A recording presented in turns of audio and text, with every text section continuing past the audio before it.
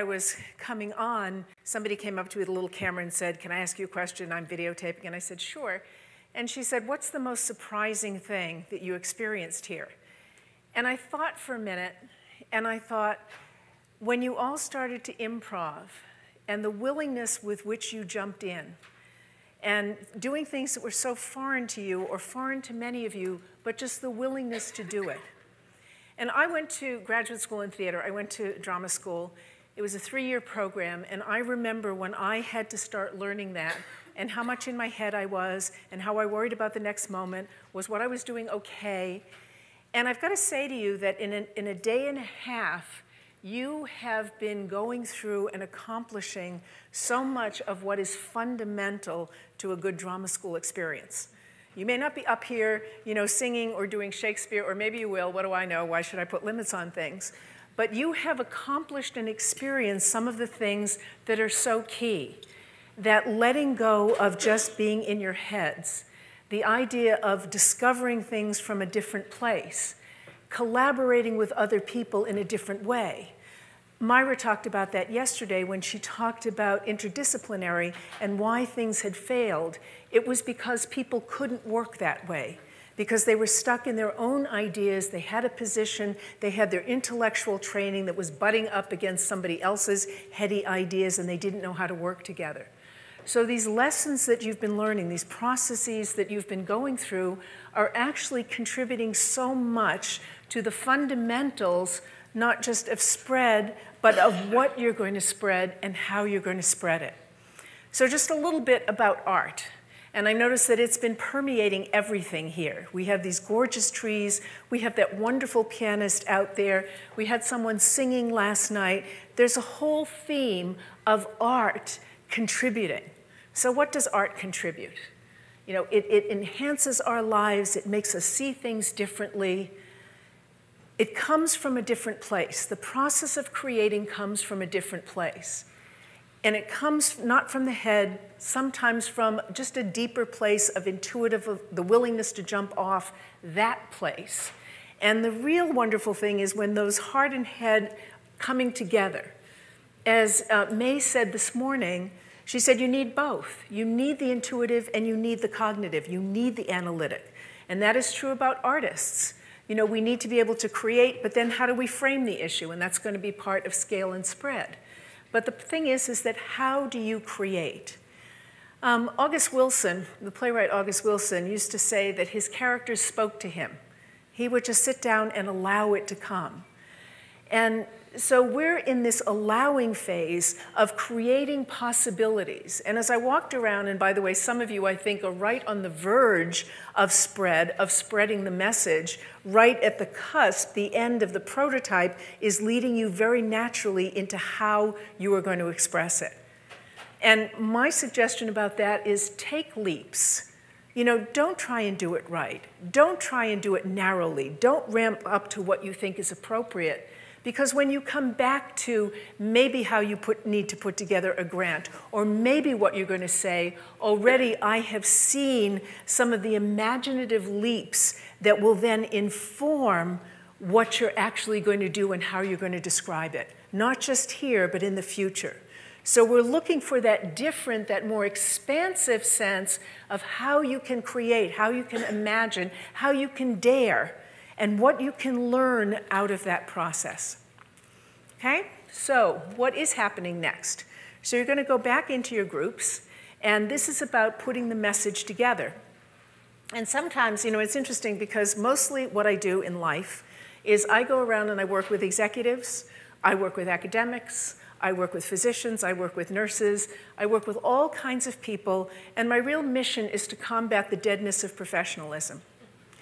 And what happens is people act like professionals. These vibrant people who have these amazing skills, knowledge base, and then they act like they're in service to something called professionalism, which deadens everything. So as you are educators, we want that aliveness that you have. And sometimes, what I have people do is I'll have them, and Lisa's experienced this with me, maybe someone starts to talk and I'll say, let's just try something. Let's just try something. I want you to run in and your first line is, "This is awesome." And they look at me like I'm crazy, and they do a slow saunter in from the corner. And I say, no, no, go back. That was a slow saunter. I did say run. I do know what run means. So they run in, and all of a sudden they do it, and everyone in the room is loving it. So in this daring scale and spread session, what we're going to encourage you to do is take those leaps that you wouldn't necessarily do in life because you're professionals, and see what we discover in that more magical arena. Okay? So let me just play you something. And this was actually, has anyone seen Dalton Sherman? You know who Dalton is? Yes, one person has seen Dalton Sherman. Okay, so I'm going to play you just a couple of minutes of the keynote speech from, it's 20,000 people in the school system of Dallas, teachers and educators in the Dallas public school system. And this is Dalton Sherman giving the keynote address. Convocation, Dalton Sherman from Charles Rice Learning Center.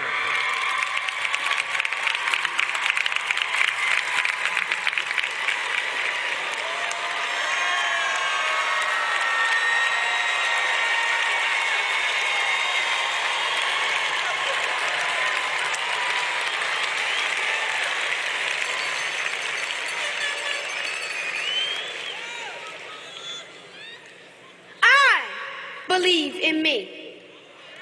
Do you believe in me?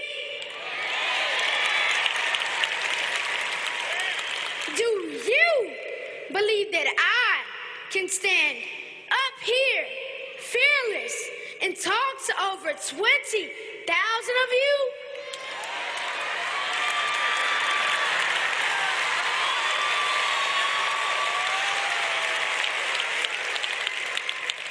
Charles Rice Learning Center. Do you believe in me? Come on, I can't hear you. That's right, they do. Because here's the deal. I can do anything, be anything, create anything, dream anything, become anything.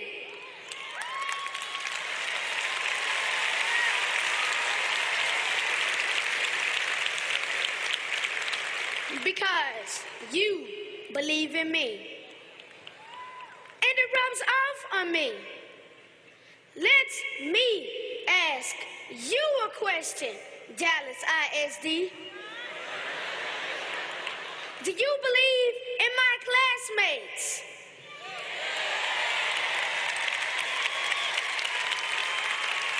Do you believe that every single one of us can graduate ready for college or the workplace?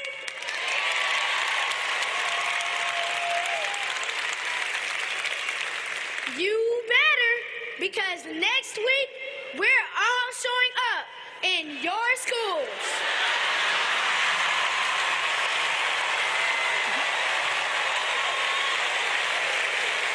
All 157,000 of us. And what we need from you is to believe that we can reach our highest potential.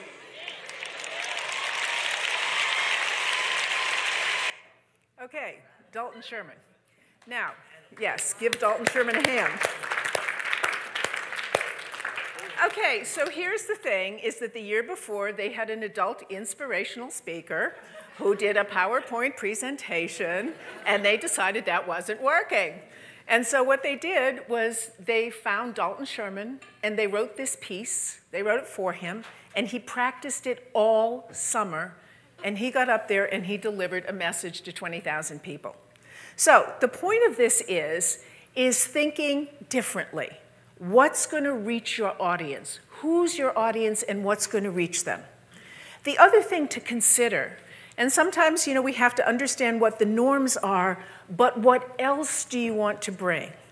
As you are talking about transforming education, How do you want people to conceive of, to see, to be able to visualize, to understand, not just in their heads, but to experience what that is actually going to mean? So today is maybe the big leap. You can always bring it back. I had an acting teacher who used to say to me, always have a director tell you to do less. So we can always pull it back. But if we never take that leap, we won't discover the wonderful things that are going to be part of how we communicate. Okay, so just a little bit about some things to consider in the session. And your facilitators are going to work all this with you. In the first 20 minutes, you're going to figure out who's the audience, and you're going to take that prototype and how do we make that active and alive for that audience. So here are some things to consider. Allow ideas. Listen and be open. Be bold. Try things. It can get messy. Try things, evaluate, try some more things, shape, rehearse, evaluate, have fun. Okay?